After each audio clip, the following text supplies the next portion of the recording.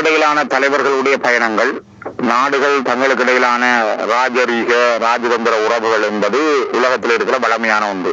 அதன் அடிப்படையில் ஆசியாவிலே ஒரு பிராந்திய வல்லரசாகவும் உலகத்திலே ஒரு மிக அடையாளமிக்க நாடாகவும் இருக்கிற பாரதத்தினுடைய பிரதமர் இலங்கை வருவதல் என்பது இலங்கையினுடைய முதலீடுகள், இலங்கையிலே இருக்கக்கூடிய தங்களுடைய பாதுகாப்பு நடவடிக்கைகள், ஒரு அயல் நாடாக இருக்கின்ற இந்தியாவுக்கு இருக்கிற தொடர்புகள் தொடர்பிலே அவர்கள் உரையாடிக் கொள்வதும் தங்களுடைய இணக்கப்பாடுகளை இன்னும் ஒரு வகையிலே பலப்படுத்திக் கொள்வதும் நோக்கமாக இருக்கும். அந்த வகையில் ஒரு நாட்டினுடைய பிராந்திய வல்லரசினுடைய ஒரு நாட்டின் தலைவர் இந்த நாட்டுக்கு வருகை தருதல் என்பது ஒரு புதிய விடயம் அல்ல. பலமையான அவர்களுடைய ராஜரீக நடவடிக்கைகள். அந்த வகையில் புதிய புதிய ஒப்பந்தங்கள் அல்லது புதிய செயற்பாடுகள் எடுத்துக் கொள்ளப்படலாம் அல்லது ஒப்பந்தங்கள் எழுதி கொள்ளப்படலாம். அந்த வகையில் அவருடைய வரவு நாடுகளுக்கு இடையிலான பயணம் என்ற அடிப்படையும் தலைவர்களுக்கு இடையிலான சந்திப்பு என்ற வகையிலும் நாங்கள் அதனை பிழையாக பார்க்கவில்லை. கூடுதலாக இலங்கை இந்திய ஒப்பந்தம் என்பதும் இலங்கையிலே இருக்கின்ற செயல்பாடுகள், பொருளாதார நடவடிக்கைகள், இந்தியாவினுடைய வருகை என்பது குறிப்பாக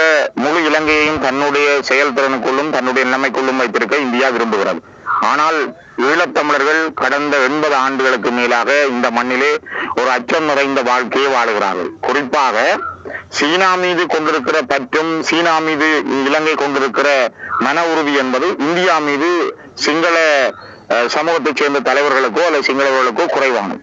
கூடுதலாக அவர்கள் ஈழத்தமிழர்கள் மீதான தாக்குதலை மேற்கொள்வது கூட இந்தியா மீதான அச்சம்தான் ஈழத்தமிழர்களை தாக்குகின்றார்கள். இலங்கையினுடைய வடபகுதிகளில் ராணுவ முகாம்கள் அமைப்பதற்கு காரணமாக இருந்தது கூட கள்ளத்தோணிகளாக இந்தியாவிலே இருந்து வருகிறார்கள் என்று அதற்கான காவல் நிலையங்களை அமைப்பதாக கூறித்தான் ராணுவ முகாம்களை கூட இங்கு பெரிய அளவிலே ஆரம்பித்திருந்தார்கள். அந்த வகையில் இந்தியாவினுடைய இந்த ஈழத்தமிழர்கள் மீதான வருகை என்பது அல்லது ஈழத்தமிழர்கள் மீதான செயல்பாடு என்பது குறிப்பாக இலங்கைக்கு அவர் வருகிறார், இலங்கையோடு பேசிக் கொள்கிறார் என்பது ஒருபுறமாக இருந்தாலும் இலங்கையிலே இருக்கின்ற தலைவர்கள் இந்தியா மீது கொண்ட கோபம் காரணமாக ஈழத்தமிழர்கள் மீது தங்களுடைய வெறுப்பை காட்டுகிறார்கள். அதே நேரம் ஈழத்தமிழர்களை இல்லாமல் செய்ய வேண்டும் என்றால் அவர்கள் எப்பொழுதும் இந்தியா மீதான அதிருப்தியை கொண்டிருக்கிறார்கள். ஆனால் அவருடைய வருகை, 2 பேருக்கும் இடையிலான வருகை அல்லது 2 பேருக்கும் இடையிலான சந்திப்பு என்பது வெளிப்படையில் ஒரு அந்யோன்யமானதாக காட்டப்பட்டாலும் அது உதட்டளவிலே இருக்கிறது. உள்ளத்தளவிலே 2 நாடுகளுக்கும் இடையிலே சந்தேக கோடுகளோடு தான் அந்த பயணங்கள் நடைபெறுகின்றன. கிட்டத்தட்ட புத்த பகவான் தோன்றிய மண்ணாக இந்தியா இருப்பதனால், புத்த பகவானை வணங்குகின்ற மண்ணாக இலங்கை இருப்பதனால் 2 பேருக்கும் இடையில் ஒரு சமய ரீதியான உறவுகள் கூட இருப்பதனால் அவர்களுக்கு இடையிலான அந்த உறவு ஒரு வித்தியாசமானதாக உள்ளது. இந்தியா இலங்கையோடு 1987ஆம் ஆண்டு இலங்கை இந்திய ஒப்பந்தத்திலே தமிழர் தரப்பாக இந்தியா ஒப்பமிட்டிருந்தது. தமிழர்களுக்கான ஒரு அரசியல் தீர்வை வழங்குவதற்காகவும் இலங்கையில் நடைபெற்ற ஆயுத போராட்டத்தை முடிவுக்கு கொண்டு வருவதற்காகவும் தான் இலங்கை இந்திய ஒப்பந்தம் இங்கே எழுதப்பட்டது. அந்த இலங்கை இந்திய ஒப்பந்தம் முழுமையாக ஒருவருக்கும் ஒன்றும் தெரியாது. இலங்கை இந்திய ஒப்பந்தத்தில் நிறைய விடயங்கள் இந்தியாவின் பாதுகாப்பு தொடர்பாகவே எழுதப்பட்டிருக்கிறது.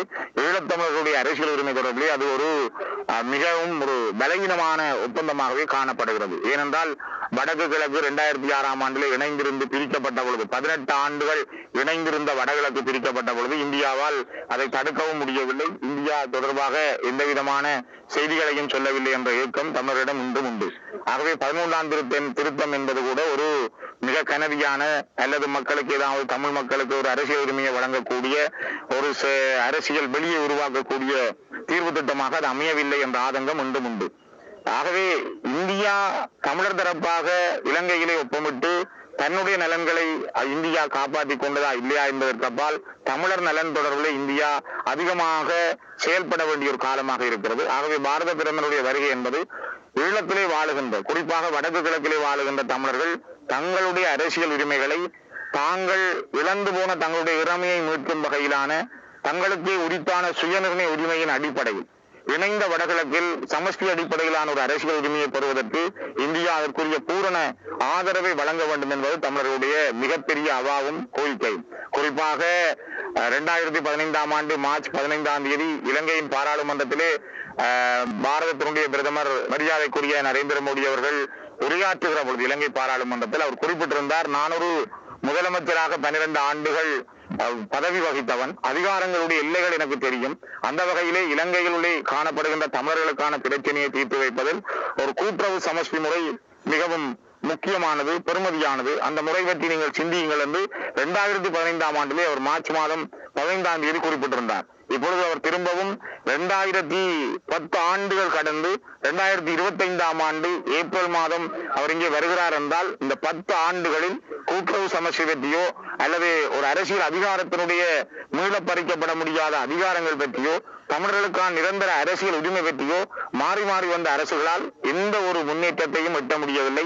இந்தியாவாலும் அது தொடர்பிலே ஒரு அளவு கூட முன்னேற முடியவில்லை என்ற செய்திகளை நாங்கள் பார்க்க முடிகிறது. ஆகவே பாரத பிரதமருடைய இந்த வருகை ஈழத்தமிழர்களுக்கு நன்மை தருமா அல்லது தொடர்ந்தும் இந்தியாவோ எங்களை கைவிட்டு விட்டது, இந்தியா எங்களுக்கு எதனையும் செய்யவில்லை என்ற அந்த தமிழ் மக்களிடம் இருக்கிற எண்ண அலையை அது இன்னும் வளர்த்து செல்ல போகிறதா, இந்தியா என்ற நாட்டின் மீது இலங்கை கொண்டிருக்கிற கோபம் ஈழத்தமிழர்களை தொடர்ந்தும் வதைப்பதற்கு அதற்கு காரணமாக அமைய போகிறதா என்பதை நாங்கள் பொறுத்திருந்துதான் பார்க்க வேண்டும். ஆகவே இந்த விடயத்தில் இந்தியாவை நாங்கள் பாரத பிரதமரையும் சரி இந்தியாவையும் நாங்கள் வேண்டுவது தமிழர்களுக்கான ஒரு நிரந்தர கௌரவமான நீடித்து நிலைக்கக்கூடிய அரசியல் உரிமை தொடர்பிலே இந்தியா இனியும் காலந்தாழ்த்தாது தன்னுடைய வெளியுறவு கொள்கைகளை மாற்றம் செய்து நிரந்தர தீர்வை எட்டுவதில் ஒரு கரிசனையை கொள்ள வேண்டும் என்பதைத்தான் நாங்கள் மீண்டும் வலியுறுத்துகிறோம்.